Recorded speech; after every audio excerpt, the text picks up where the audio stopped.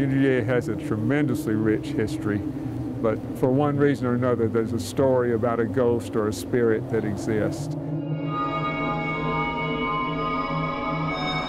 So this is Joe Brown Hall. The story goes that a student during Christmas break committed suicide in a room here, and it was a dormitory. This was in the 1970s, and his body was not discovered for several days. And because the body had been in the room for some time, the room could not be sufficiently fumigated, so the workers just sealed it off, built a wall over the door and just sealed off the room. So you had this curious staircase that led to a wall. Several years ago, the Department of the Germanic and Slavic Languages put up a vertical photograph, and if you look at this from a distance, it looks like the stairs actually lead up and go into this hallway. A couple of them said, who knew about this story, said that they intentionally did not go into this part of the building.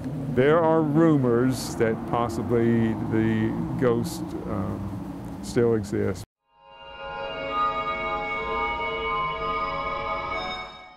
This house, it's not surprising that this is one of the haunted places in Athens.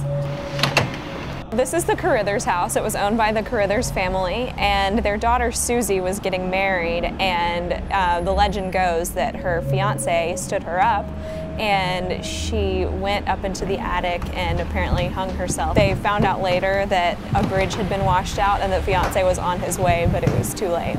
So she haunts the house to this day. This door right here leads to the attic where Susie supposedly killed herself, so we keep it locked. I would not recommend going up there late at night.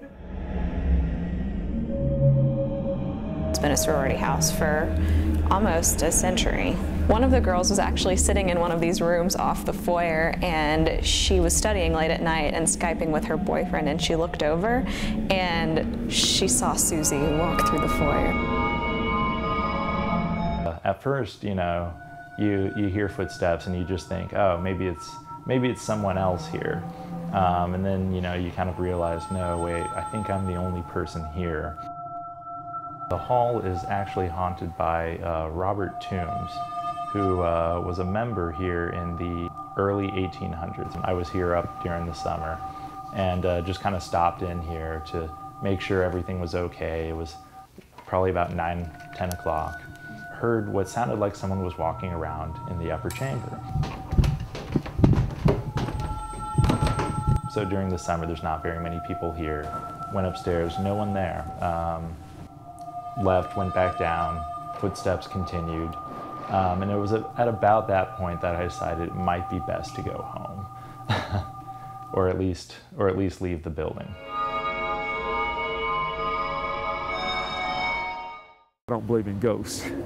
But, you know, on a dark, cloudy night, when the wind is blowing and it's a little sneaky, creepy, you never know.